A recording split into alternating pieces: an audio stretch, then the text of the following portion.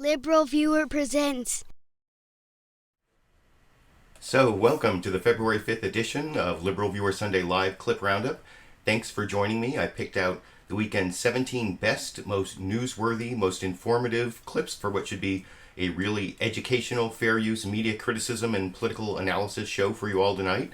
As usual, my clips come mostly from the Sunday morning news analysis shows from the big five corporate outlets of ABC, NBC, CBS, CNN, and Fox News, the so-called corporate media. I also have some great political comedy clips that I always like to start out with and pepper throughout the show, including the awesome Sean Spicer parody by Melissa McCarthy that was on Saturday Night Live last night. I will be covering 4 different subtopics. You can see those subtopics listed in the video description. If you're watching this as a recorded show, I'll put time indexes down there so you can skip to the next topic if you start getting bored with the topic I'm covering. The first topic is the biggest one. It's the Muslim ban and how it's been stopped by the courts. Then I'll have a couple quick clips on how Donald Trump continues to seem to be in love with Vladimir Putin and is like calling the fact that he's a killer kind of the same as what we do here in the United States and making a moral equivalency. Then there'll be a couple clips on the deregulation of Wall Street, and then some clips on free speech in the Trump era, talking about the Berkeley protests. Interspersed in there will also be a bunch of real-time with Bill Maher clips, especially in the Muslim ban section. I'll have several clips with from the discussion between Bill Maher and Sam Harris about Islamophobia and Muslims and what's wrong with Islam and that ongoing discussion that's been going on for years. I guess that's why it's an ongoing discussion. But like I said, I want to start with Melissa McCarthy's great Sean Spicer interview. It fits into the Muslim ban topic because she talked about the Muslim ban as Sean Spicer. At the end of this clip, I haven't, the entire skit, it's about 5 or 6 minutes long, is available free on YouTube. There's a link to that down in the video description. Also my list of clip list, there's a link to my clip list down in the video description. I'm trying to go too fast because I really want to get to this Melissa McCarthy parody of Sean Spicer. I will tell you why I think it's so great after we watch it. About 3.5 minutes from the entire thing that I've spliced together, not the beginning, or not the very beginning and not the end, and then a couple things cut out in the middle. Here's the clip. Before we begin, I know that myself and the press have gotten off to a rocky start. All right. In the sense, when I say rocky start, I mean it in the sense of Rocky the movie, because I came out here to punch you in the face, and also I don't talk so good. Now I'd like to begin today by apologizing on behalf of you to me for how you have treated me these last 2 weeks.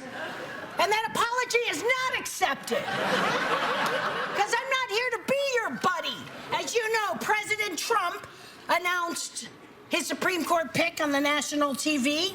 Today, when he entered the room, the crowd greeted him with a standing ovation, which lasted a full 15 minutes. And you can check the tape on that. Everyone was smiling.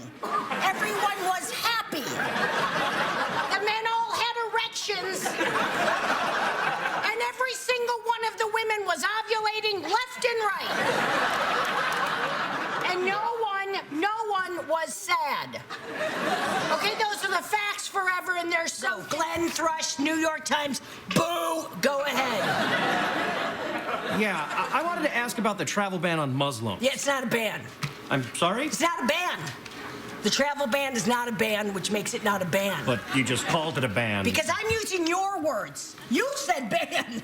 You said ban. Now I'm saying it The back president to you. tweeted, and I quote, Yeah. if the ban were announced with a 1-week notice... Yeah, exactly. You just said that. He's quoting you. It's your words. He's using your words. When you use the words and he uses them back, it's circular using of the word, and that's from you.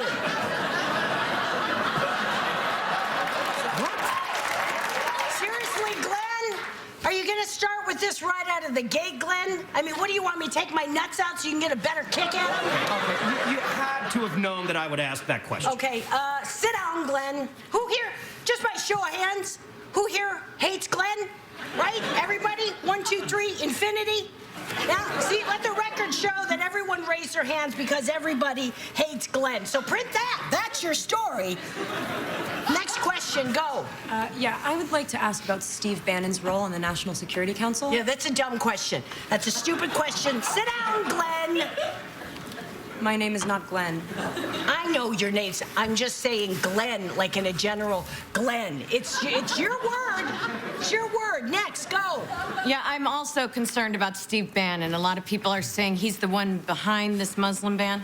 Yeah, all right, you guys still aren't getting it. What you need some props? My word's too big. I got to show you in pictures. Great. Okay, here we go. When it comes to these decisions, the Constitution gives our president lots of power, and Steve Bannon is the key advisor. Okay? And our president will not be deterred.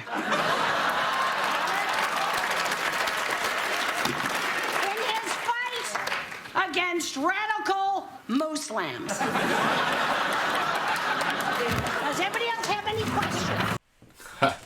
I like the radical Muslims at the end. I thought there was a good series of jokes, and even though I don't think Melissa McCarthy's imitation, her impression of Sean Spicer, doesn't get the accent exactly right, but the whole like wounded, angry attitude I think is there. The whole like way that he doesn't accept any mistakes on his part and puts it on others, and I mean the whole just the zeitgeist, or the, I don't know what word you would use, the feeling in the press room. Having watched almost all of Sean Spicer's press briefings, I thought that was probably the best Saturday Night Live skit, at least since Tom Hanks did that, when Tom Hanks hosted, they did that Black Jeopardy. I thought that was a really insightful skit. And this one, I mean, it had some broad, physical humor that I cut out at the end there, and there are a couple other, and that I cut out at the beginning. For some reason, I tend not to like the physical humor as much as some of the more cerebral humor, though that wasn't so completely cerebral, I guess. But I really liked it. You can let me know what you think down in the comment section. I thought that it was definitely the best thing on Saturday Night Live, although there were a few good skits. And I also liked the cold open from Alec Baldwin, which was, even though it came before that skit, it kind of followed up on the questions that the press were kept answering or asking the parody of Sean Spicer there about Steve Bannon being behind everything in the White House. Well, that was the cold open. They had Alec Baldwin back as Donald Trump with a dressed up skeleton as Steve Bannon standing behind him, egging him on to basically ruin the country. And I titled this live stream video Trump's Tantrums, because you'll see some tantrums he pulled on the judge who ruled against him in the Muslim ban, and you just saw Sean Spicer parodied in terms of his tantrums with the press. That's sort of a Trump administration tantrum. And here, this is a parody also of the tantrums he's been having during his phone calls, apparently with Mexico and with Australia. They throw in sort of a fake German thing here that I thought was kind of funny, as I will discuss with you after we watch that clip together over here. Steve, I think that was bad. Was that bad?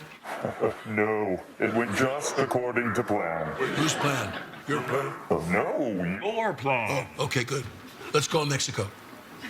I figured out a smart diplomatic way to get them to pay for this wall. Hola, Presidente Nieto.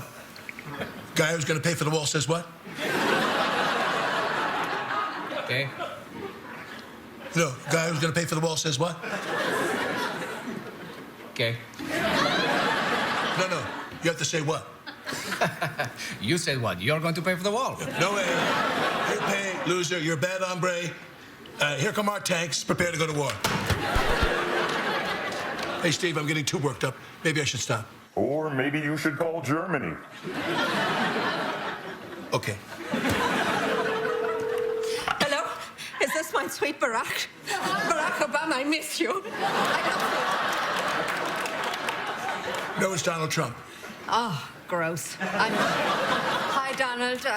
Are all your people still protesting? Yes, everyone is marching in the street. They are so upset about how bad The Apprentice has gotten. But I'm doing great. Tomorrow I'm having lunch with a very important up-and-comer. Okay. His name is Frederick Douglass. I'm trying to get a hold of him right now. I think he's pretty busy, though. Mm-hmm. Well, that's very cool, Donald. I think I have to go. Also, I want to be serious for just a moment. Last week, it was Holocaust Remembrance Day.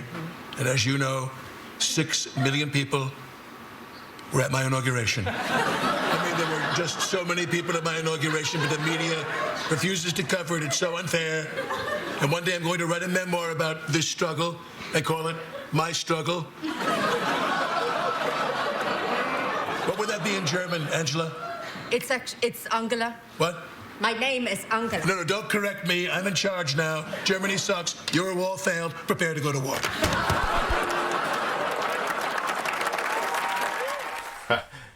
I like that. Your wall failed. Prepare to go to war. The your wall failed joke I thought was funny. I thought the Mein Kampf joke, that's my struggle in German. And for the few of you who didn't get that, I figure most of you probably got the Mein Kampf joke in there. But again, I thought that Donald Trump's impression, his parody, I don't think it totally got the feeling of Donald Trump that Melissa McCarthy got in terms of Sean Spicer, even though in some ways I think it's like a caricature that doesn't have the spirit in some way. If you watch him in between when he's speaking, he has his face in this, I don't know, this resting Donald face, I don't know what you would call it, that I don't know, I think that is the essence of the impression for him, that I don't think it should really be the essence of the impression. I've had this long-running critique of the Alec Baldwin impression that a lot of people disagree with. You can disagree with me again down in the comment section, but now I want to move on to some of the actual news clips. This first NBC clip is a news report on Donald Trump's week, and it kind of explains what I was talking about before in terms of the tantrums running from his reaction to the judge who wouldn't uphold his Muslim ban, or who put a stay on the Muslim ban, and then also his tantrums regarding the phone calls. And that's all put together in what's another bad week for Donald Trump, I think, in terms of public relations, in terms of being bad for our country. And I will discuss that with you after we watch this 3-minute, 20-second news story from Meet the Press this morning here. Are becoming protest Saturdays under President Trump. For the third weekend in a row, thousands of people rallied in cities across the country, once again in opposition to President Trump. This week's issue, the travel ban, targeted mainly at Muslims. The Trump administration moved to get the travel restrictions immediately reinstated, but overnight a federal appeals court temporarily denied that request, instead calling for a full hearing on Monday. Here's what the president had to say at a Red Cross gala last night at Mar-a-Lago. The president had a lot to say yesterday before that, mainly on Twitter. One example, when a country is no longer able to say who can and who cannot come in and out, especially for reasons of safety and security, big trouble. Well, the president has taken great pains to deny his travel restrictions amount to a Muslim ban. 4 times yesterday, he did refer to his policy as a ban in tweets. 2 weeks into the Trump presidency, we're learning the answer to the campaign riddle. Should we take Donald Trump literally or seriously? The answer appears to be both. The world is in trouble, but we're going to straighten it out, okay?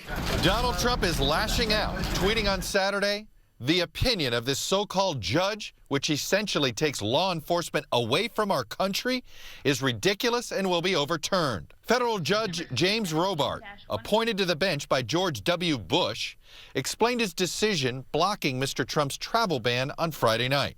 The state has met its burden of demonstrating that it faces immediate and irreparable injury. Visas issued before the executive order have once again been declared valid for now.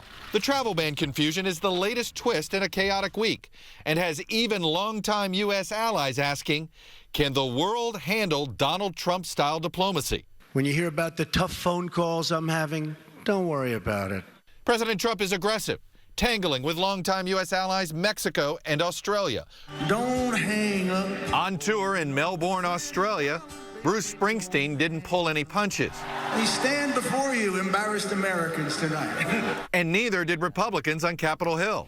If politics is music, the president was off key. This, in my view, was an unnecessary and frankly harmful open dispute. President Trump can be unexpected, warning Israel that new settlement construction may not be helpful in achieving peace. Or ambiguous. His administration, led by National Security Advisor Michael Flynn, is ratcheting up its rhetoric on Iran. We are officially putting Iran on notice. and levying new sanctions to punish Iran for its ballistic missile test. They're not behaving. But refusing to say whether the Trump administration will keep the Iran nuclear deal intact. And there are mixed messages to Russia as President Putin tests Mr. Trump in eastern Ukraine. Amid continuing protests and confusion around the world, and even at his own doorstep, the president is defending his aggressive approach to foreign policy, reiterating once again in the video address. From now on, it's going to be America first. And joining me now is the Vice. So that's the NBC report, and I think that it did a pretty good job of showing how aggressive Donald Trump has been, and I think in some ways it's a contrast to the comedy in that some of these aggressive actions and these tantrums and the stuff he's doing they're not funny. They involve, Iran and Russia and places where, and even Australia, there can be real consequences. But by the way, I have been reading your live comments while I'm showing the clips, and I saw a question not so much about the clips, but about my background set along the way here is from Aaron David. Saying that he missed the Star Trek mug that I used to have back here. I replaced it because over the holidays I got this as a gift. You can see this is like a little Mr. Spock here. And I put that back here along with this other gift I got, this little Star Trek communicator pin. Oh, now I've like messed everything up. Whatever. And so those are back there, but I guess you can't see them as well as the mug. So I don't know, maybe I'll bring back the mug. I've actually started drinking coffee out of the mug, so that's where the mug is. But I suppose I could bring it back. But I want to show one more quick news report. This is from CNN State of the Union. And I want to discuss the fact that CNN didn't have Kellyanne Conway on. But first I want to show the clip. This is how they introduced what's going on with Donald Trump. Also talking a little bit about his tantrums and how he's learning about separation of powers, both in terms of his the Muslim ban, and then you'll see, well, I'll discuss the clip after we watch it. It's only about 40 seconds. We'll watch that together over here. Hello, I'm Dick Tapper in Washington, where the State of our Union is getting a little lesson on the separation of powers. Early this morning, a federal appeals court denied for now the Trump Justice Department's emergency request to resume President Trump's travel ban. The Ninth Circuit Court of Appeals upheld the decision for now of a Washington state judge who suspended the ban. Both sides are being asked to provide briefs. President Trump attacked that federal judge in a series of tweets, scolding, "What is our country coming to when a judge can halt a Homeland Security travel ban, and anyone, even with bad intentions, can come into the U.S.?" We'll get into Article 3 of the Constitution in a little bit. The president is at Mar-a-Lago. So, yeah, and that's not even the worst that he attacked the judge.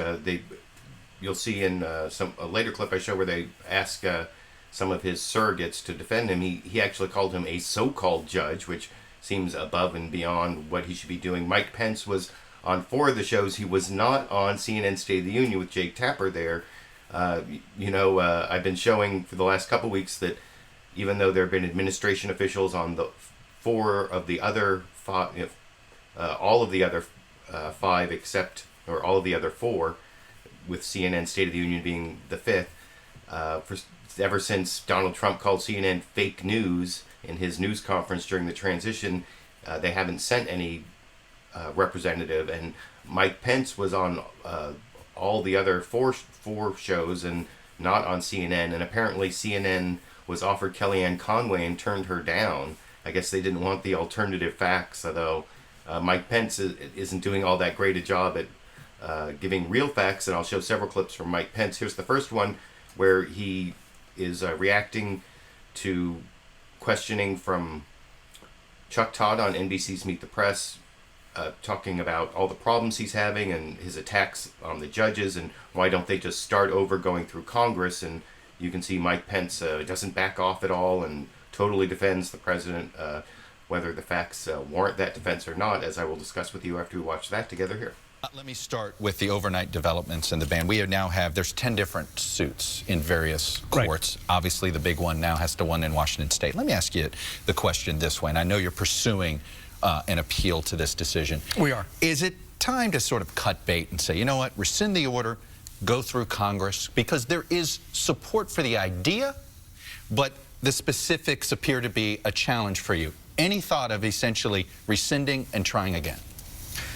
From the outset of his campaign for president and the outset of this administration, President Trump has made it clear he's going to put the safety and security of the American people first. And using a list of countries that the Obama administration and the Congress have certified were compromised by terrorist influence, 7 different countries, permanently suspending immigration from Syria and suspending for a set period of time the remaining 6 countries, is consistent with the president's commitment to do just that. We're very confident the president's operating within his authority as president, both under the Constitution and under clear statutory law. That's what's so frustrating about the decision. Well, in all honesty, though, the statutory law is confusing, because there's the one that you're referring to in 1952, but there's the one that was passed in the 60s. It seems that some people believe makes this unconstitutional. Well, look, when you have people as diverse as Alan Dershowitz and Jonathan Turley, who have acknowledged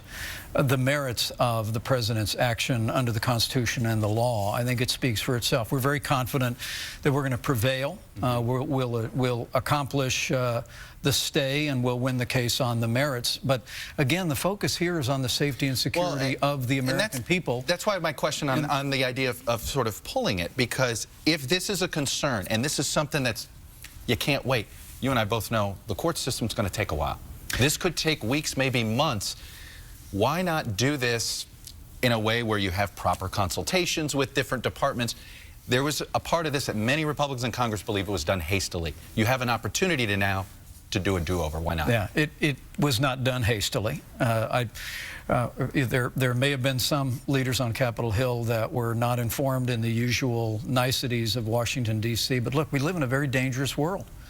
The reality is there are people around the globe who have inspired violence here in the homeland. We just saw in the basement of the Louvre a machete-wielding terrorist from Egypt that came into that country. I mean, the American people know that the threats that we face are real, and they elected President Donald Trump for many reasons, but one of them was for us to rethink our immigration policies relative to ensuring that people who represent a threat to our families and communities don't come into this country.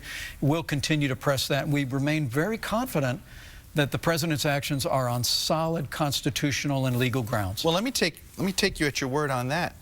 You just brought up the Louvre issue. You noted that the person came through from Egypt, but on this travel ban.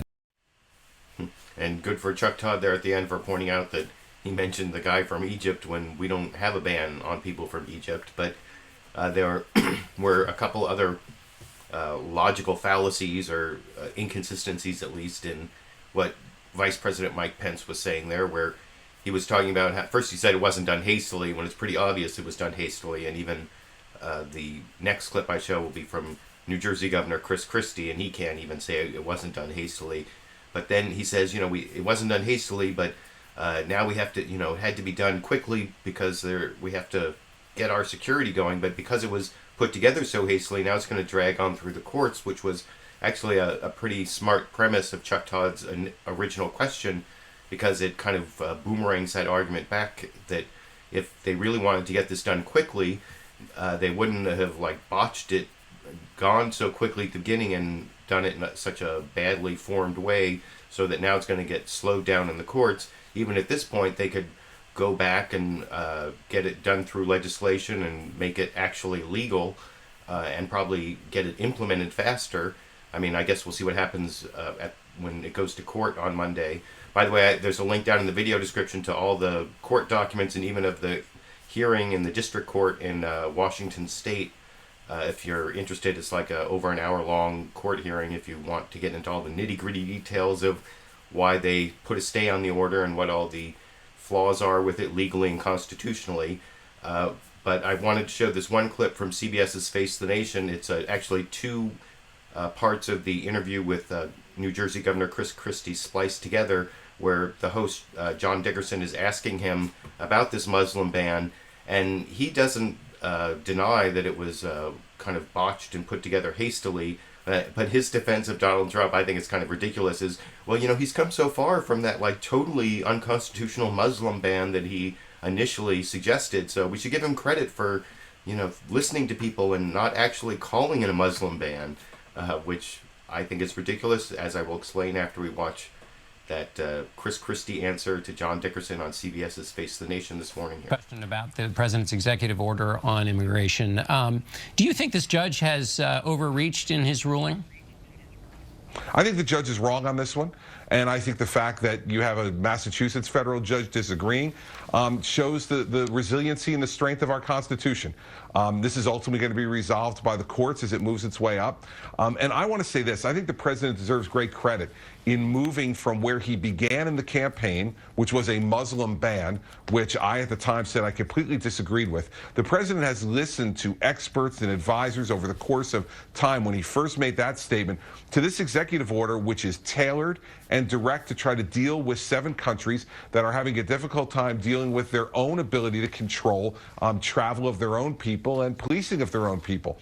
I would make it even more tailored if I were advising the president on this directly, but the president has moved an incredible distance from a Muslim ban to where he is now. And the fact is that the reason his opponents are able to attack him, and I believe unfairly, on the substance is because it was implemented in such a haphazard way in that first weekend. And so the president deserves better.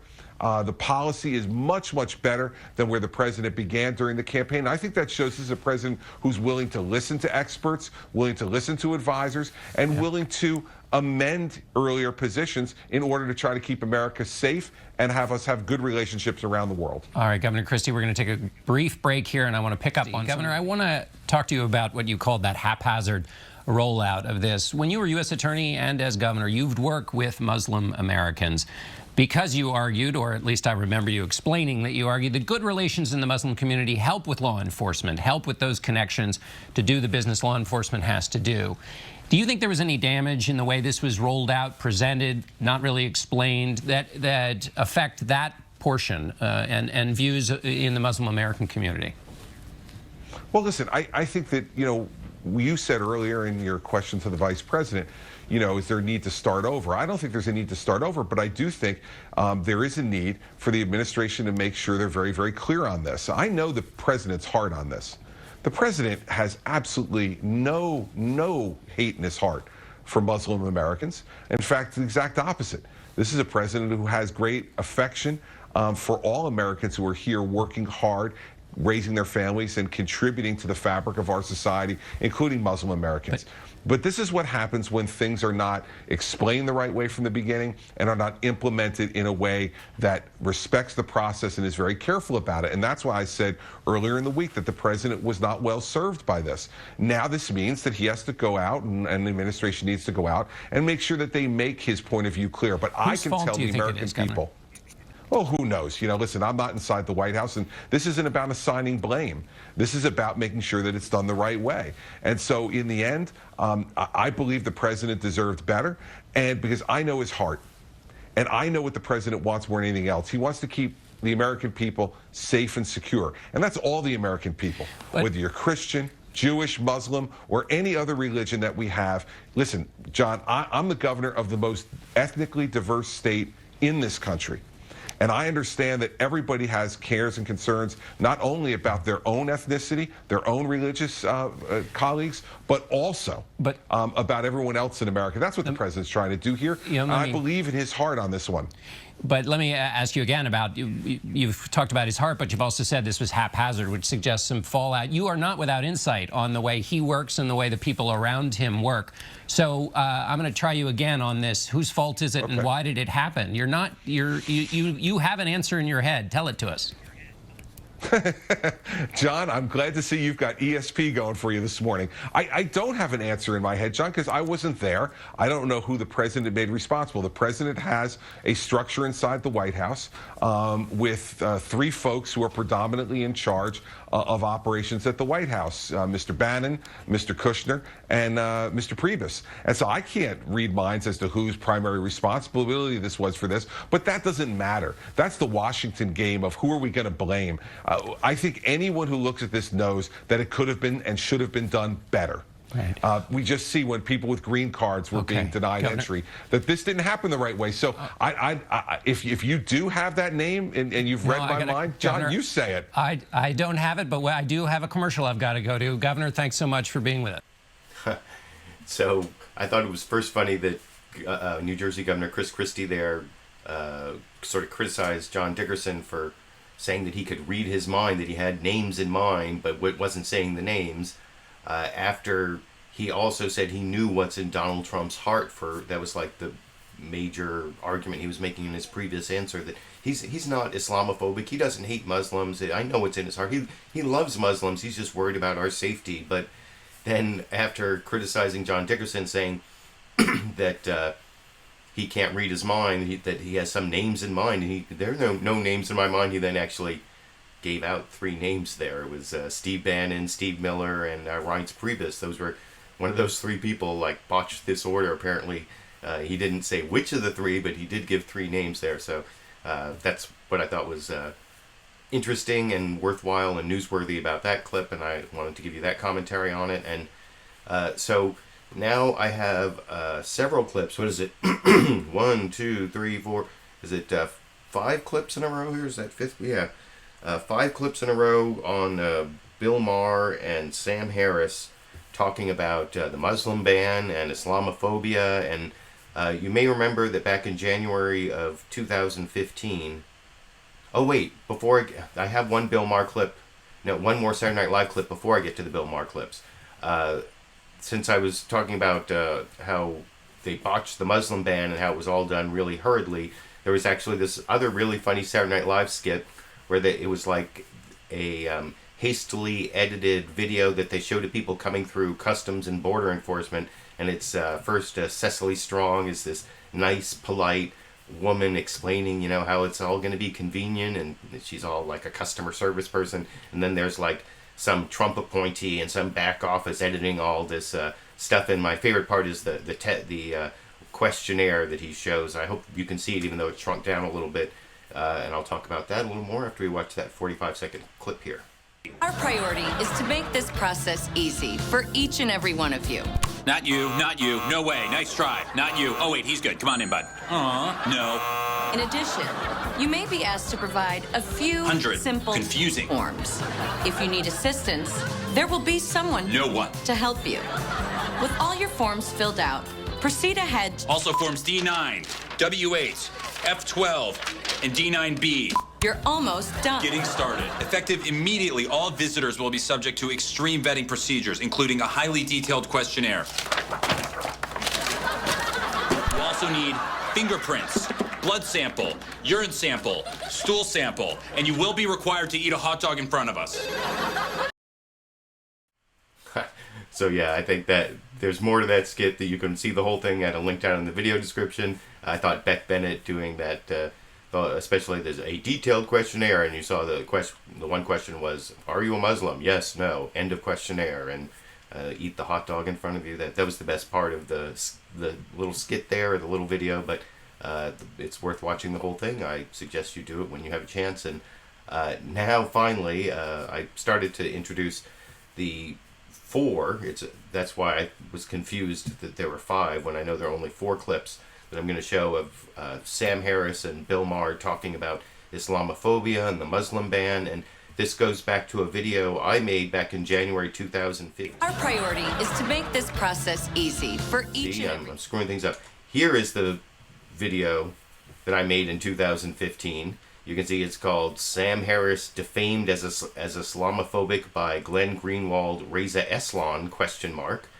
And I'm not going to go back into all the arguments I made as to why I think Sam Harris was wrong to claim he was defamed by being quoted out of context, although you'll see in some clips I'm about to show, or in one clip they attacked this Muslim named Linda Sarsour, and by taking some of her old out of context tweets, but I'll get to that. But first I want to show the introduction, the beginning of the conversation between Sam Harris and Bill Maher, where they say they are against the Muslim ban. Of course, they're against the Muslim ban, but they still don't really go into the details. They just use the term Muslim ban to say that's what they're against.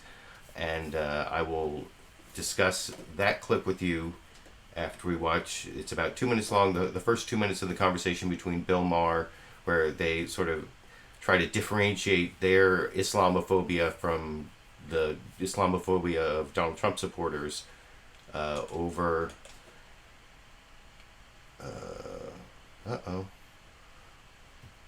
over in this clip. So I thought it was time we had a talk. But early on in Trump's administration, he would do something stupid about Muslims. Yes. And he did. I think we both agree his ban, I've always said it's stupid, it's counterproductive, it's un-American. But let's get that right out of the way first, that we both think this is a dumb idea, the Muslim ban, right? Yeah, Because I we're mean, liberals. he is, first of all, Trump is like Chauncey Gardner's evil twin. I mean, he's, you know, if he does something right on this issue, it'll be by accident. Yeah. So, and the ban itself is just the sort of idea you'd think he would come up with and press enthusiastically.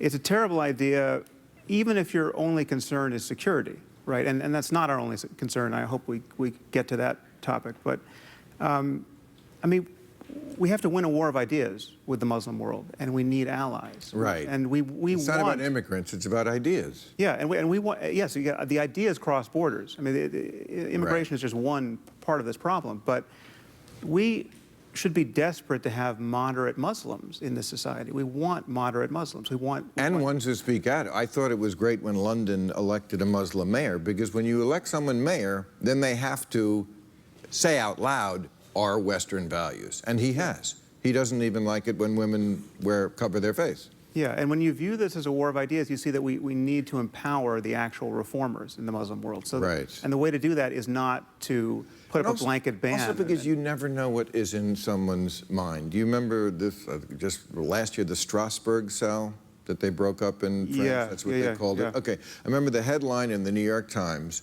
a few days after said, "Terror suspects led mainstream lives, unsettling France." Right. Because you don't know what's in. They were saying they don't have beards. The guy was he ran the grocery. He sold liquor. Right. He was not scowling. He was smiling at the children. You don't know what is in people's minds. Yeah, but that is kind of an insidious argument that I hear from Bill Maher, and he's made this argument before, that, you know, even the people who you think you know, they could be like secret terrorists. And I mean, of course, that's true of anyone, but for some reason he sees the Muslims as like more sneaky or somehow. I don't know why he continually makes that point. And it's also a little bit contradictory to the point they'll make later, and I have been criticizing Bill Maher and Sam Harris for since back when I made that video 2+ years ago, where they're trying to say they know about the attitude. They can tell someone's attitude if they're, you know, a conservative Muslim based on these polls that are actually flawed in a lot of different ways. But here in that clip, they're saying, you know, you can't really tell what's in their mind, even if you know them, but you can really tell what all these people think based on these poll results that I'll get to that clip in a little bit. But first I want to show the clip that I talked about where they attacked this actual liberal activist, civil rights activist, civil liberties activist who's been in these women's marches. Her name is Linda Sarsour, and I will talk about their attacks on her. And this one is especially bogus. There's like a bait and switch attack that I will discuss after we watch that clip together over here. I know you were having a bit of a Twitter spat sometimes with this woman, Linda Sarsour. Am I saying that right? Yeah. Okay, she was at the march, and you know, you mentioned that she tweets things like sort of semi-supportive of Saudi Arabia, saying because they give women maternity leave more than we do. Yeah. They have some. Well, this is the problem. So the left has allied itself with Islamists and closet Islamists, and she's none too closeted, but she's a hijabi, and the hijab was promoted as one of the empowering symbols of feminism for this march, right? And she's one of the organizers. But that's not the full burqa. No. The burqa. No. Show the picture of the burqa. You see, like this is what I want liberals to understand. That like there are some countries, I think France has banned this.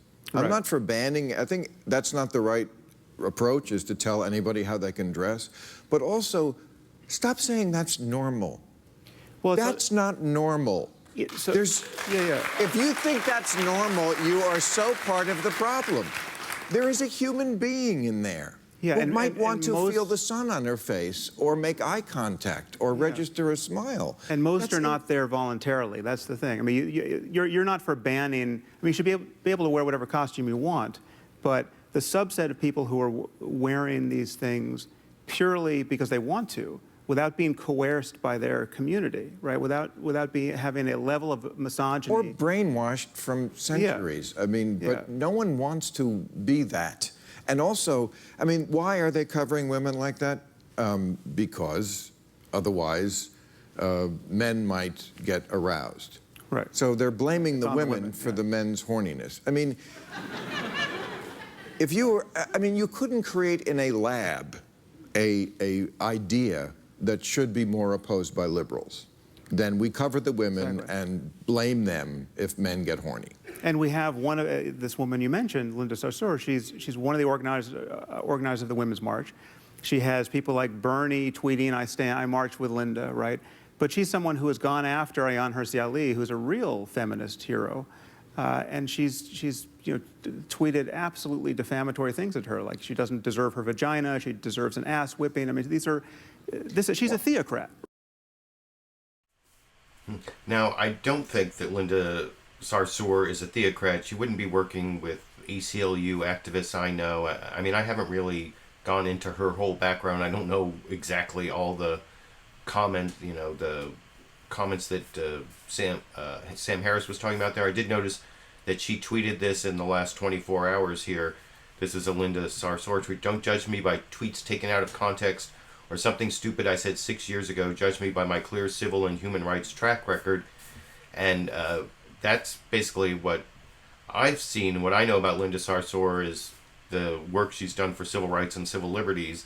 I haven't, investigated every single comment she made, and maybe she did say some stupid thing 6 years ago, but it's actually kind of disingenuous for Sam Harris to talk about that after that was the whole premise behind this. Sam Harris defamed as Islamophobic. He claimed that he was being taken out of context by something he wrote, and I actually went and bought his book and looked at the entire context, and he was not really being taken out of context when he said that he thought that we should actually, bomb people or kill Muslims based on their beliefs, because their beliefs are basically actions in Kuwait. They tell us how they're going to act, or, it was almost like Minority Report based on people's, radical Muslim beliefs. We know that they're going to be dangerous, and so we have a right to kill them. That was basically what he said in his book, and then he claimed when people called him on it as that being, unacceptably aggressive, that, and as I said in the video, that there has to be some sort of imminent threat. It's not just based on someone's religious beliefs that you should be able to kill them. He said that he had been quoted out of context, and I don't think he was. And what I thought was especially disingenuous about the beginning of that clip is they talked about Linda Sarsour being in a hijab, which is basically a headscarf, and then they did this bait and switch over to the burqas, which they did say, it's not the same as a hijab, but then they started criticizing the burqa, which I find it difficult to believe that someone would willingly want to be in a burqa, but if someone did decide that, I mean, whatever costume they want to wear, even Sam Harris said that, and it's a little bit, I mean, you could say that about anything up to nudists. If you were a nudist, you could say that about people who believe in wearing clothing, and those are the same arguments that people make about various different changes in culture. That it wasn't very long ago that showing ankles was risque in Western culture, but those change over time. And I think that women should be able to wear whatever they want, and they shouldn't be shamed into wearing burqas, certainly, but they shouldn't be thrown off of French beaches for their decision to wear burkinis either. But that's something I'm going to discuss after I show this next clip having to do with assimilation. And I think that, and they also talk about painting with too broad a brush and the use of statistics. That's all in this next clip, which I will discuss after we watch it together over here. But also, you're not automatically a racist if you have concerns about assimilation. Exactly. Because of the ideas that we're talking about, there are sometimes assimilation problems. I don't think we have a lot of that in America because... Well, but because we've been lucky with these two oceans, right? And so we have to acknowledge that Europe has a problem we don't want to have. It's America. People, if a Muslim here in America wants to take off the thing, she can. Yeah. And she's... she can do that without fear of someone beating her for it. I mean, if someone wants to come out of the closet here in America, if someone wants to marry a non-Muslim, these are not options available to vast amounts of Muslims in the world. So let's address the question that they're saying now, who hate us, which is you paint with too broad a brush, because we mentioned some of these things. Right. And let's just, I don't think, we paint with a brush.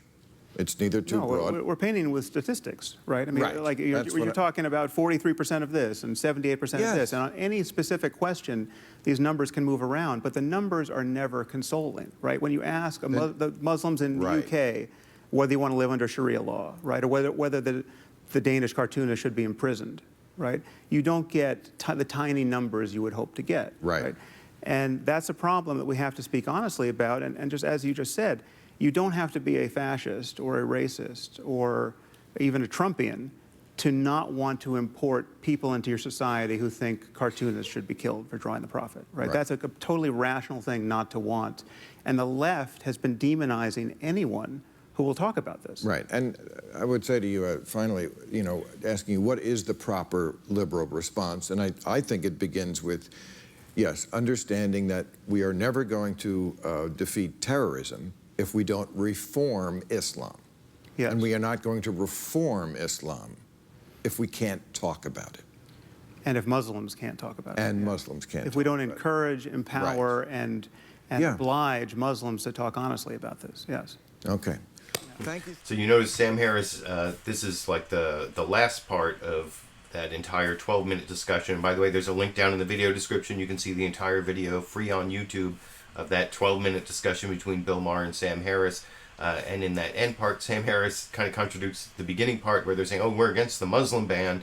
But then he's saying, but it shouldn't be wrong to not import people who have these ideas that are in conflict. And he's talking about Muslims there, but he's doing it in kind of a subtle way where he's trying to differentiate between, the good Muslims and the bad Muslims, which is not something he always does when they do paint with too broad a brush and they do use statistics in dishonest ways. And I don't really want to get back into that whole argument that, like I said, I made a couple years ago in this video that I've also put a link down to in the video description.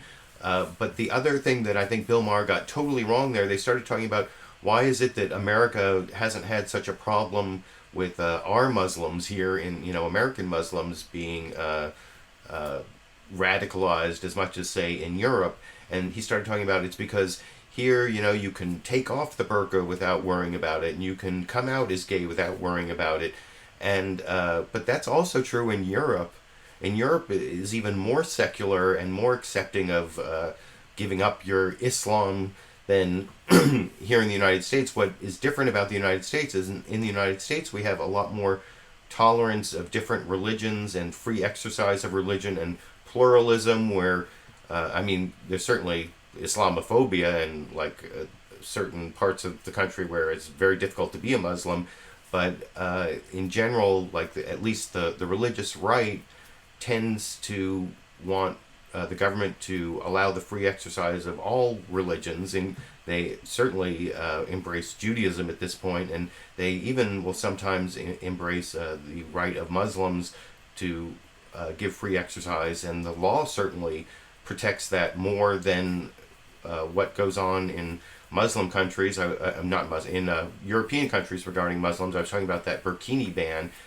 Here in the United States, we actually allow Muslims to practice their religion as part of a pluralistic society more than they do in those European countries, which is, and that actually, our tolerance of religion, I think, helps Muslims integrate as Americans, while over in European countries, they tend to ghettoized more, where because they're not accepted in the general culture, if they want to remain Muslims, they have to just stay with Muslims. And I don't know, that's my analysis. You can tell me if you think that I've misanalyzed what goes on in Europe versus what goes on in the United States. That's based on several different analyses I've read over the years of the difference between, why it is that U.S. Muslims have not been as radicalized as European Muslims. It also has to do with the much higher immigration rates being, closer to the Middle East in Europe. That's also a huge factor. But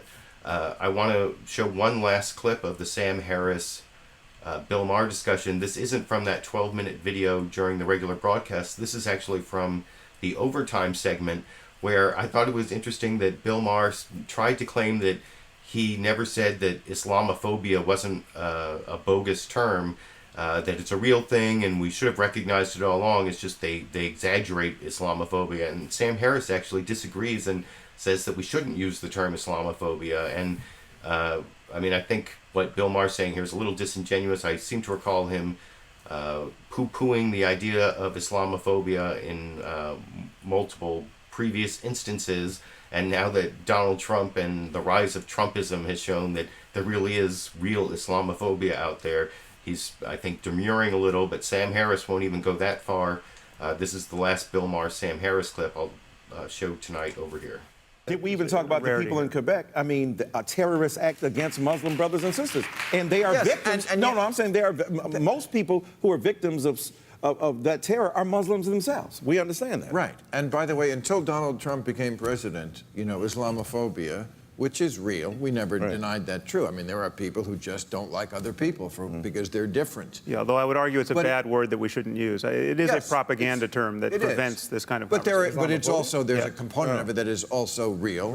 And actual happens. But, until Donald Trump came along, there was the one in Texas, the mosque that was attacked in Texas, and then in Quebec. It was mostly non-violent. It was, there were probably like horrible things people say to people at the supermarket, or dirty looks, or Facebook, whatever. But now it took him literally a week to turn that violent. Right. And it's going to get worse. I mean, he's just going to make it worse. I would bet you any amount of money that this is not going to turn out well for us as far as what he's actually trying to do, which is keep us safer. You would agree with that? Well, what Bill Maher says there at the end is most likely true, that things are going to get worse and violence against Muslims is going to get worse. Although the idea that there wasn't violence against Muslims before Donald Trump, that it was all just like people didn't like Muslims, but nobody really acted on it before Donald Trump. Well, there have been attacks on Muslims going all the way back to 9/11 and all the way through the Quebec attack that Michael Eric Dyson there was talking about, but I thought that was kind of bogus reasoning on the part of Bill Maher, trying to claim that that this was like a result of Donald Trump.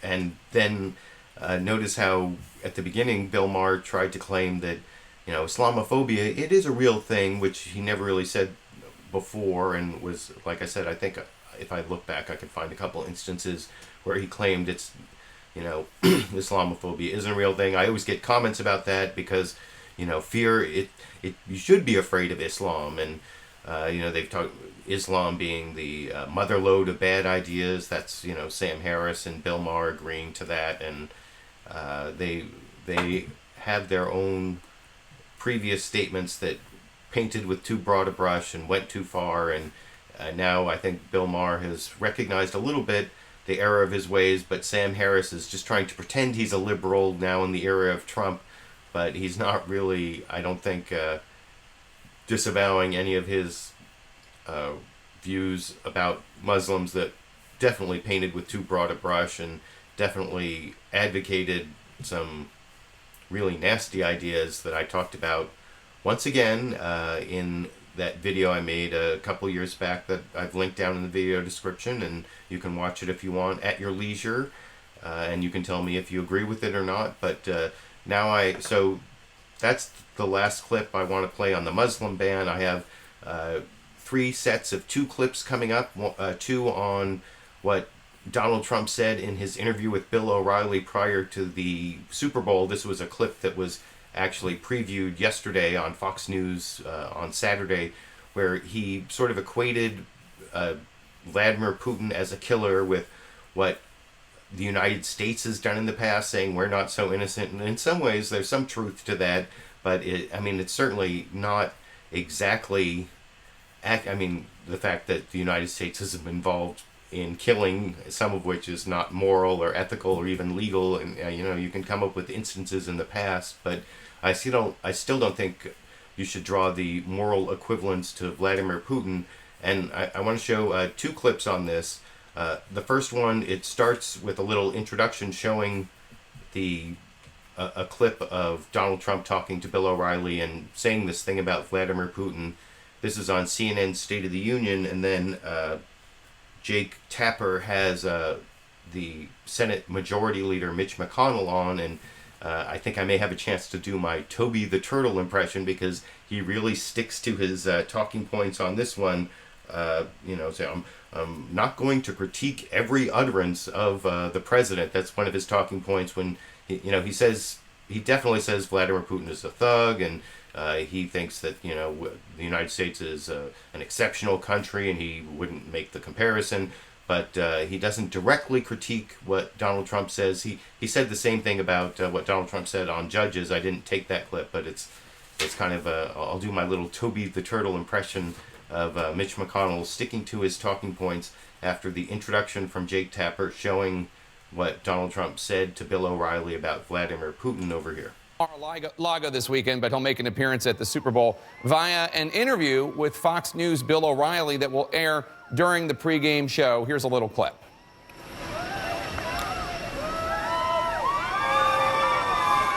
A lot of people, but that doesn't mean I'm going to get along with him. He's a leader of his country.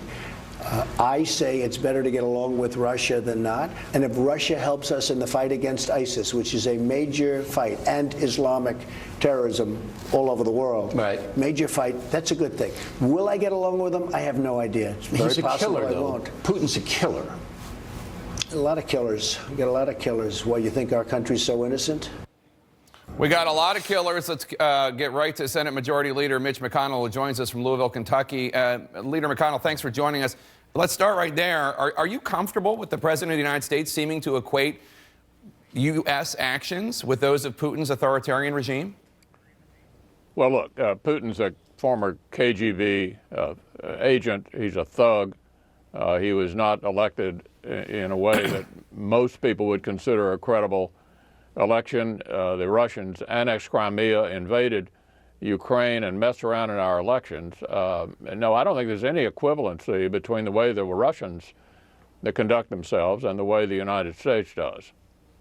Does it trouble you that he said this? I mean, I'm trying to imagine your response if President Obama had defended the murderous reign of Putin by saying, you think our country's so innocent?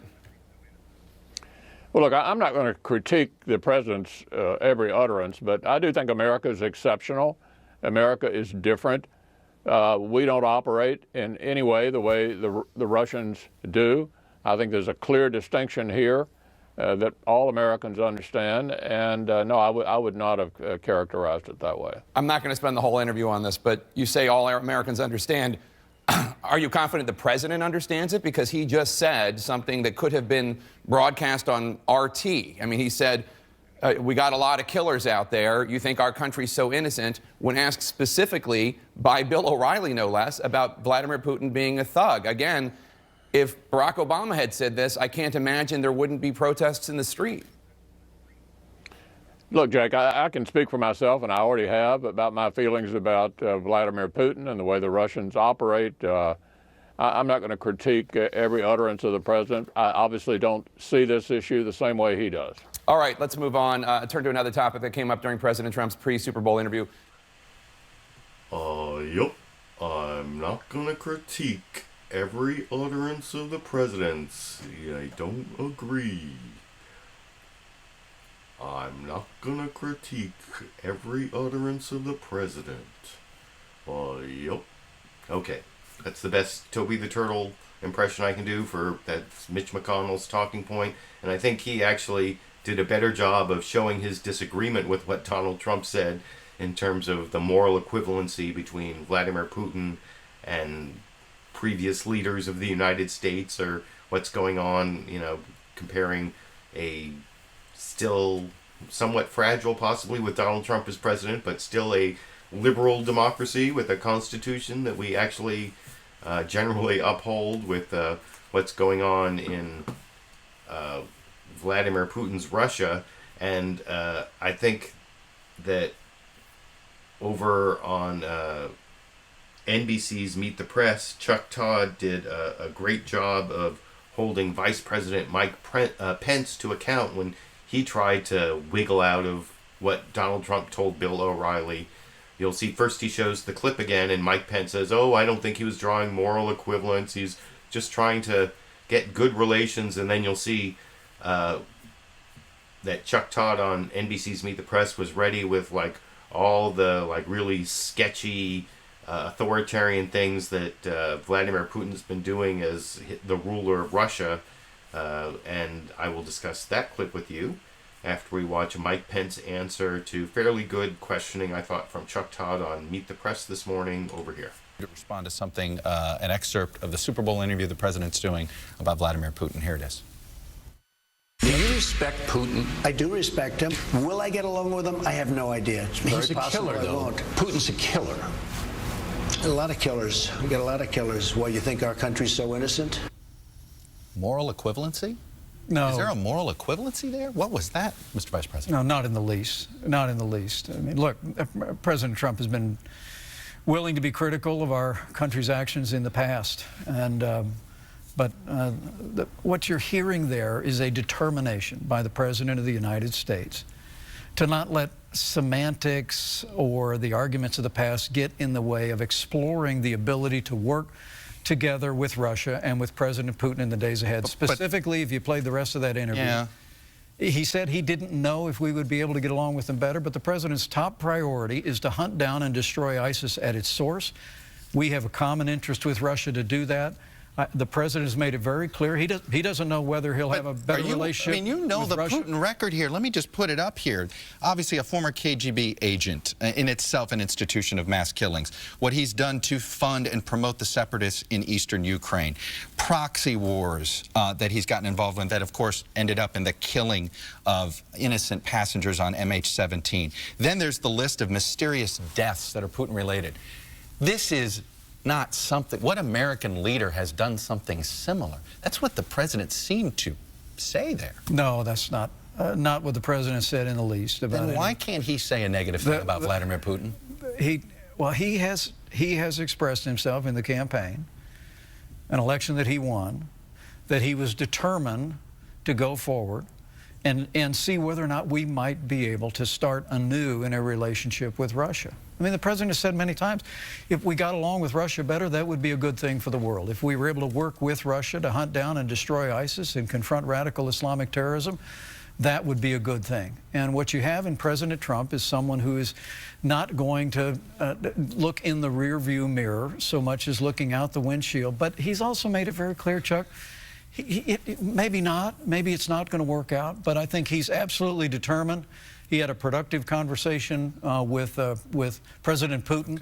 Okay. He spoke to the Ukrainian President Poroshenko yesterday about the need to maintain the ceasefire. He's going to continue to engage these world leaders. He's going to put America first. And he's going to look, as he always does, for a way that we can move forward and make a deal that will advance the interests of the United States. Are you comfortable with using those same words to describe Vladimir Putin? Well, using what words? Basically, you know, yeah, he's a bad guy, but we've done some bad things too. Are you comfortable with that moral equivalency? Again, I don't accept that it's a moral equivalency. I really don't, Chuck. Do you think he misspoke? No, I truly believe. Look, President Trump has been critical of American policy in the past, and I expect he's always going to continue to be candid with the American people. But what you have in this president is an absolute determination to re-engage the world. I see it in the telephone calls with world leaders. We saw it when Prime Minister May came. But it's to re-engage world leaders on American interests, to bring American strength back to the world stage.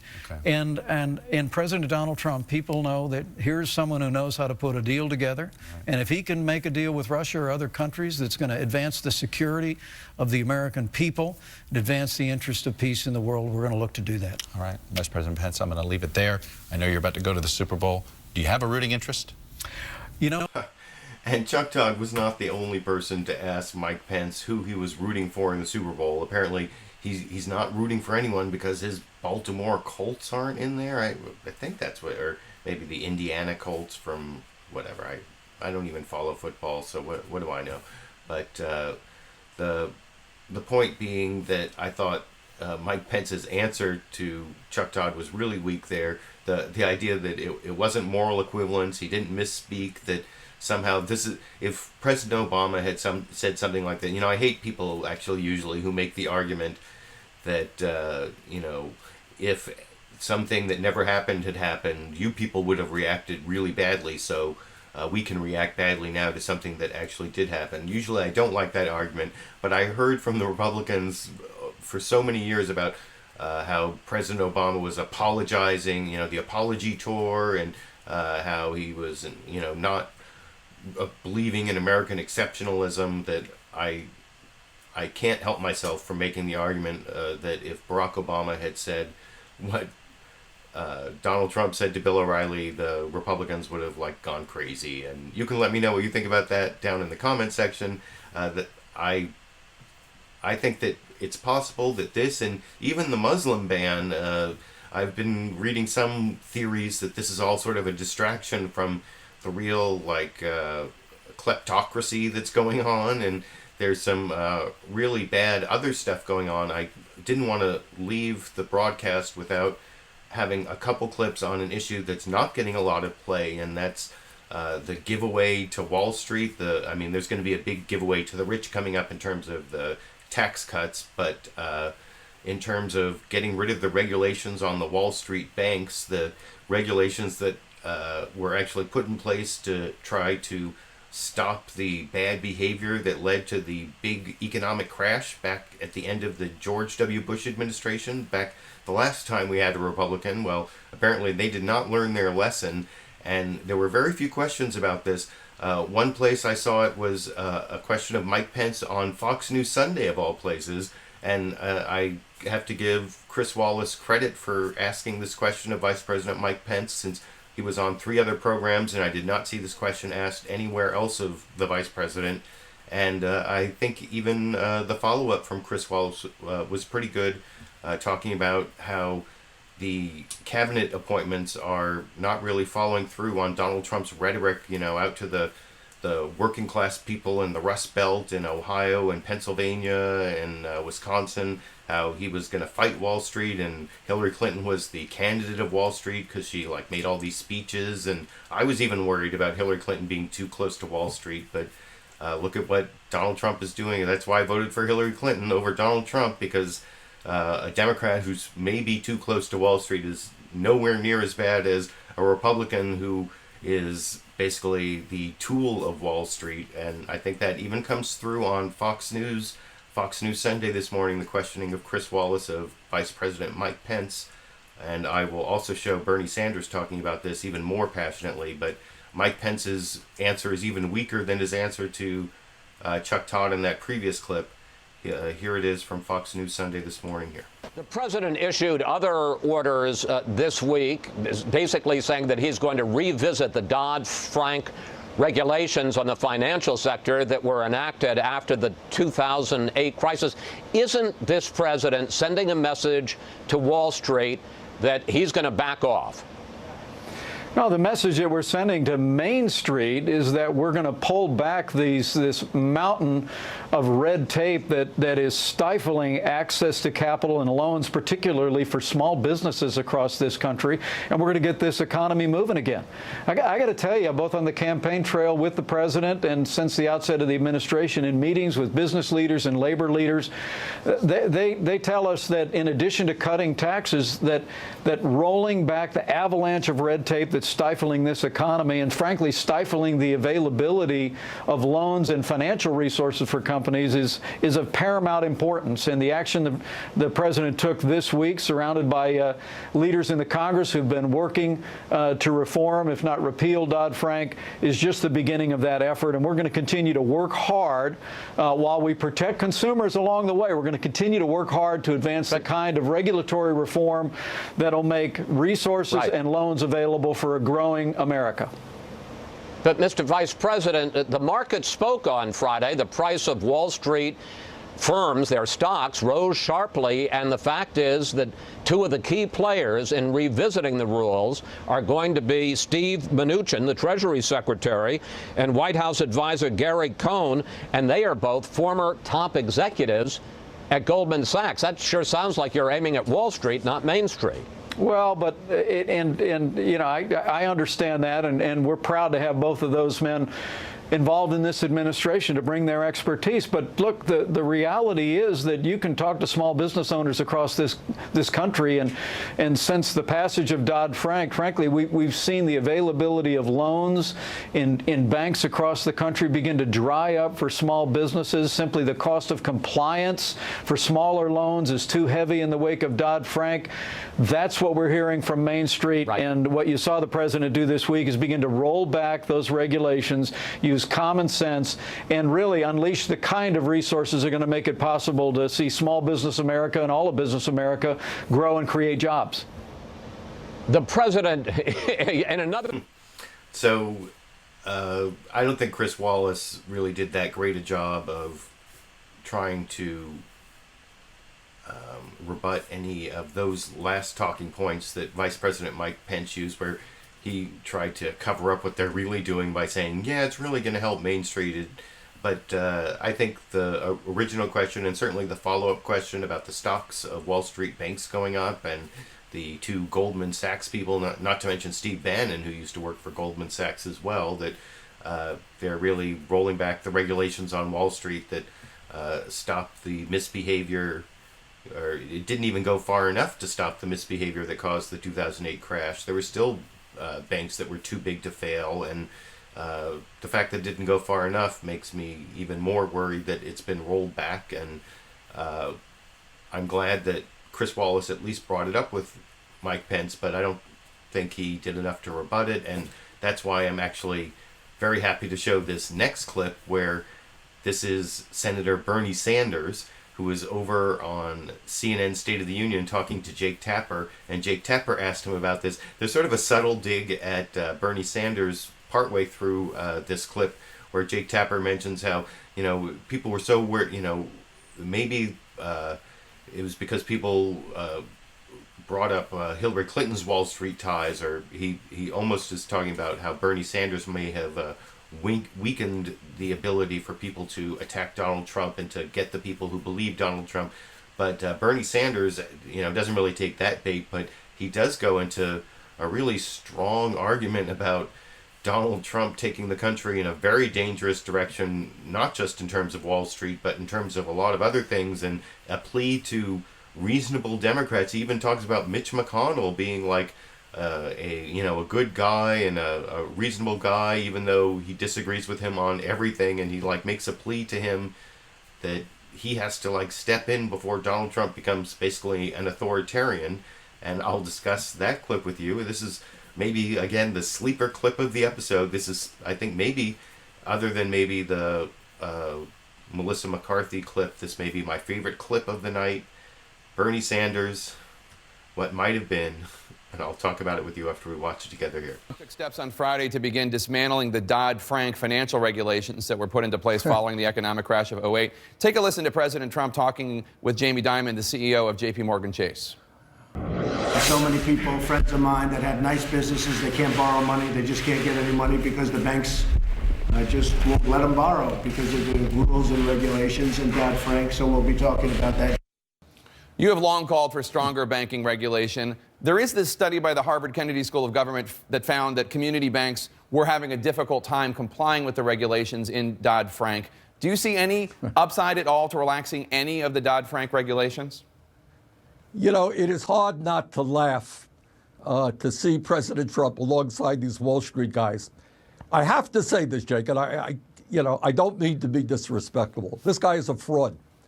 This guy ran for president of the United States saying, Donald Trump, I'm going to take on Wall Street. These guys are getting away with murder. And then suddenly he appoints all of these billionaires. His major financial advisor comes from Goldman Sachs, and now he's going to dismantle legislation that protects consumers. This is a guy who ran for president saying, I'm the only Republican. I'm not going to cut Social Security, Medicare, and Medicaid. And then he appoints all of these guys who are precisely going to cut Social Security, Medicare, and Medicaid. So I hope that all of those folks who voted for Mr. Trump because he thought that he would stand up for working people, man, this guy is, he's a good showman. I will give you that. He's a good TV guy. But I think he's going to sell out the middle class and the working class of this country and that business on Wall Street. He told us, in fact, it's in the Republican platform, he is going to bring back Glass-Steagall. We're going to be dividing up commercial banks from investor banks from insurance companies. Then he has all of the big Wall Street guys on his side, and now he's working for Wall Street. But Senator Sanders, while you very strongly made the case throughout the campaign after Hillary Clinton got the nomination that President Trump would do this, and that even though he was using some of the same rhetoric you used when it came to Wall Street, not to believe him and trust him, there were a lot of Sanders supporters out there who I think believed President Trump, then candidate Trump, partly because there had been so many accusations of Hillary Clinton being so tied to Wall Street. Well, here is my only point, Jake. Look, it is one thing if you run a campaign that says, look, I think Wall Street's great.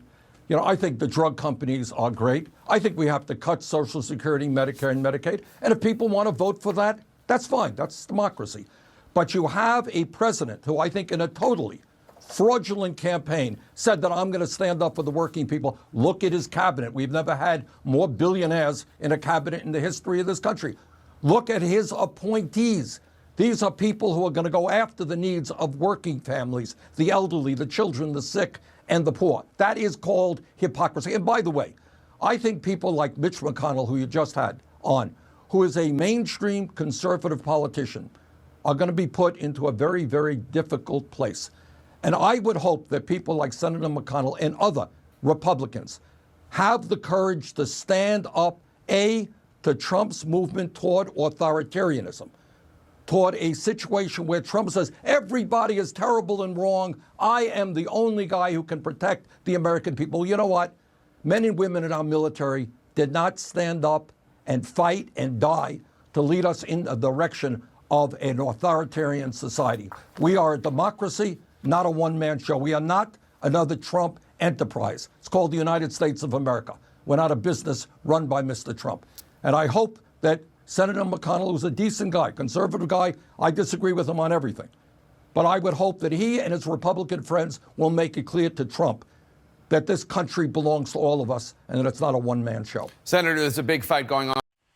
Wow, that was pretty strong stuff from Senator Bernie Sanders. Makes me, again, happy that I voted for him in the California primary. I would have preferred him as the Democratic nominee. I don't know if he could have beaten Donald Trump or not. It's like one of those what-ifs that we'll never know the answer to, but I certainly agree with that strong rhetoric. It's certainly a much better answer to a similar question to the one that Vice President Mike Pence totally dodged and fudged and didn't really answer, that Senator Bernie Sanders was pretty direct about the bait and switch that Donald Trump is pulling, and I hope that by the next presidential election, if not by the midterms, that the slim majority of people in Pennsylvania, Wyoming, Pennsylvania, Wisconsin, and Ohio that gave Donald Trump the presidency without giving him a majority of the popular vote. But there's, what is it, like 70,000, 100,000 votes in those 3 states,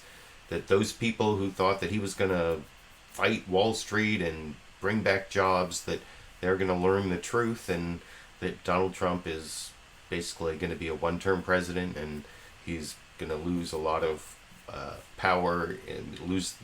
It's very tough for him to lose the Senate. It's almost impossible, really. But if he does badly enough, and we are overdue for a recession, I would hate for a recession to happen, even with Donald Trump as president. But I don't know. I just really am inspired by what Bernie Sanders said more than I am pessimistic. Though I am pessimistic about Donald Trump and his effect on the economy going forward. You can let me know what you think about what Senator Bernie Sanders said there, and what you think is going to happen to the economy under Donald Trump's deregulation of the banks, because that worked so well last time. Down in the comment section, let me know what you think. So now I'm down to my last 2 clips. Both of these are on the topic of free speech. The second one is Bill Maher totally misunderstanding, I think, what happened with the Milo Yiannopoulos, I don't know how you pronounce his name, but this sort of like gay conservative provocateur who goes around speaking and getting people to protest against him. And he spoke at UC Davis, tried to speak at UC Davis, very close to Sacramento in the last several weeks, and they had to cancel his speech because of protests, and then he held his own rally and spoke with the megaphone to people, and in some ways it seems like he kind of thrives on that. But that's actually the second clip. The first clip is this whole other topic. This is Vice President Mike Pence over on ABC's This Week with George Stephanopoulos, where George Stephanopoulos asks him if Donald Trump is going to get rid of LGBT protections by executive order for federal workers. There's been some news stories I've seen where it was actually Ivanka Trump and Jared Kushner who talked him into not doing this executive order. There was some leaked draft that showed that he was going to get rid of all the protections for LGBT workers, federal workers, by executive order. And you'll see Mike Pence tries to sort of dodge it, although he says some nice things about lack of discrimination, even though he's really been anti-gay as governor of Indiana. But then he tries to pivot it to this issue of the Johnson Amendment, which is about whether nonprofit corporations and churches can endorse political candidates, which is something Donald Trump's been railing about and misunderstanding. And it's actually something I know a lot about, having served on the board of the ACLU of Northern California, which is a 501c4 and has an associated foundation, which is a 501c3. And I've been involved in the governance and learning about those types of corporations for the last 10 years now. And so I'm going to critique what Mike Pence says about that before I show the final Bill Maher clip about what happened at Berkeley, talking mostly to Michael Eric Dyson. But here's the Mike Pence clip from ABC's This Week with George Stephanopoulos that I will talk about after we watch it together here. To let stand President Obama's executive order on LGBT rights. And it prompted this question from a prominent social conservative, Bob Vanderplatz. He said, our base is wondering why Obama's executive order is allowed to stand. What's the answer? I think throughout the campaign, President Trump made it clear that discrimination would have no place in our administration. I mean, he was the very first Republican nominee to mention the LGBTQ community at our Republican National Convention and was applauded for it. And I was there applauding with him. I think the generosity of his spirit, recognizing that in the patriot's heart there's no room for prejudice, is part of who this president is. But I also think that the speech that he gave this week at the National Prayer Breakfast, reiterating his commitment to repeal the Johnson Amendment, that's put a chilling effect on free speech in religious institutions around the country, and his reiterated commitment to religious liberty are all a part of the kind of leadership that people Do you are think going to a new executive order is President necessary on religious liberty, or is current law sufficient? Well, the president's made it clear that he wants to take action on the Johnson Amendment. Back in the 1950s, the Congress passed a law that essentially threatened the tax-exempt status of churches and synagogues and religious institutions if they were seen to be involved in political expression. I have to tell you, I don't think we'd have ever made it to these hallowed halls back in 1790 if the pulpits of this country had been silenced from speaking about what they thought was right and wrong. The president provided real leadership in the campaign where he identified the Johnson Amendment, and he told people of faith of every background across this country that he would work to repeal it. And he's directed the administration to begin to look at ways, both legislatively and through executive action, to do that. But no executive orders beyond that, beyond fixing the Johnson Amendment, in your view? Well, I think that'll be the purview of the president to determine whether any of that's necessary. But I will tell you, for our part, the focus of this administration will continue to be to have a safer America, to have a more prosperous America, and to continue to advance the president's agenda both on Capitol Hill and through executive action and carry that message all across the country. The president took executive action on Iran.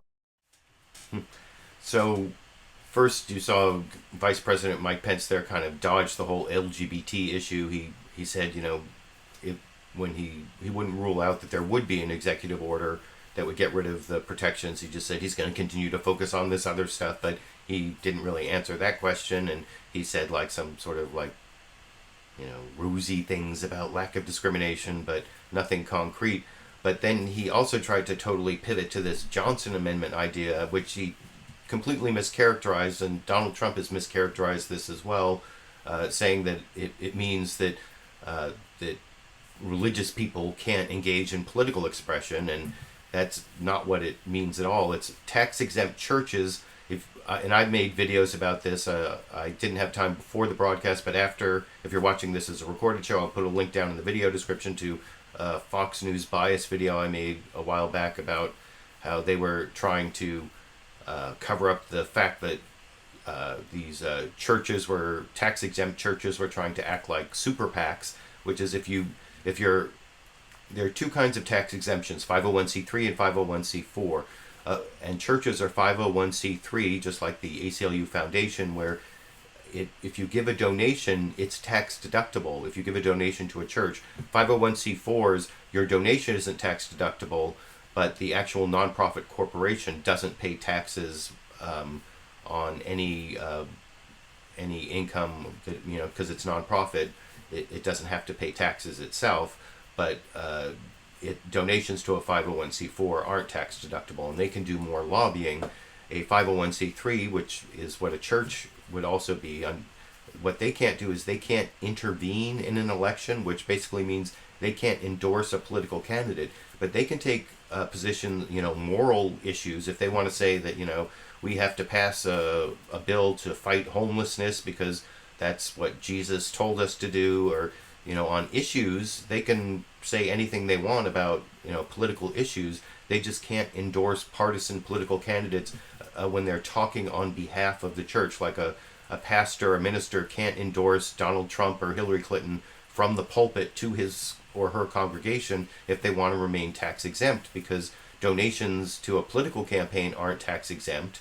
There can be 501c4 super PACs or 501c4s basically, or it depends on the super PAC, but so they can be tax exempt in terms of the money they take in, but the donations you give to them aren't tax deductible. Anyway, so that was totally mischaracterized, and because Mike Pence was saying that they can't engage in any political activity when what they can't do is endorse political candidates. And do we really want churches to endorse political candidates? I don't think we do. At least tax-exempt churches should not have the pastor saying, vote for this person, vote for this person.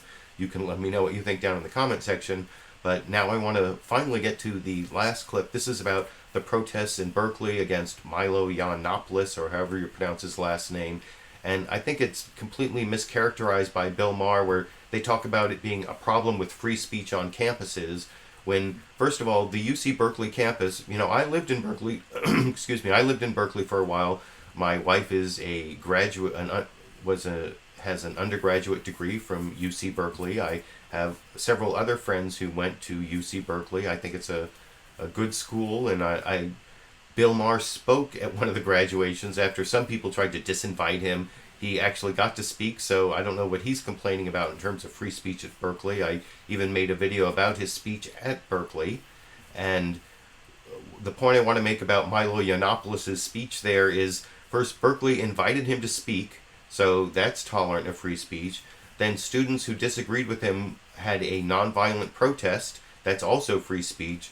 And then this group of like 150 like masked anarchists came through and started these violent riots, which I don't know if they were students. I haven't seen any reporting they were students, and that's why I think Bill Maher pretty much mischaracterized this, and I will talk about that a little more after we watch that clip together, the final clip of the night from HBO's Real Time with Bill Maher last Friday over here. Okay, so you want to talk about Berkeley? Because I know that there's unrest in the streets. There's unrest in a lot of... To put it mildly. Parts. Yeah. But you okay, know what's well, interesting? and you're saying what? That this is not good? No, I wouldn't say nothing happened at UC Berkeley the other night was good. It was militant. It was a riot. It was not a protest. Yeah, and they it was a riot. protested someone who I think we've booked on our show. So I guess we'll be putting on but you know, security there. I'm not against, believe me, I've been a long-time critic of colleges shutting people up. That is a problem on the left that we need to deal with, very much so. No question. Free speech should be something we own. Look, not only do I own it, I went to DePaul University where I used to teach, and Brother Milos had gone there. And look, I'm an ardent defender of free speech because I don't want anybody telling me what book I should write and what speech I should give. This is Milo... No, Milo's his name? Yiannopoulos, right. Okay, yes. And he is a provocateur. He's been thrown off Twitter. That's how bad he is. But let me tell you what, at the school... But they rioted at Berkeley because this guy was coming. They did, but I'm saying at the school where I visited, in the aftermath of that, in the wake of his visit, it wasn't just free speech. If it was free speech merely expressing ideas that are even abhorrent to the masses of people there, that's all right. That's the defense. But many black students were called nigger. They were called the N-word. They were disrespected. They were physically assaulted. That is the N-word. Well, there's another one as well, as you know, nigger. I use nigger, not nigger. I don't use either one. I don't want to step in that, Mike. Right. But so buy his book. Don't say the bad word. But my point is this, Bill. The point is that, yes, I understand people being against what happened at Berkeley, but also be against the inciting of a kind of riotous spirit where a guy goes around the country spewing the worst kind of venom. And this is my problem with President Trump. President Trump has amplified and magnified and indeed amplified some of the worst interests and in racial disharmony we've seen in half a century. And to have a white supremacist like Steve Bannon in the West Wing and to have a Jeff Sessions as Attorney General, it's a troika and a triumvirate of just transformative hate that we need to oppose. Actually, I'm not a big fan of Michael Eric Dyson. I criticized him in a video I made a long time ago called Can Minorities Be Racist?, where he said they couldn't, and I kind of disagreed with his position there. And I think he said the word amplified twice there.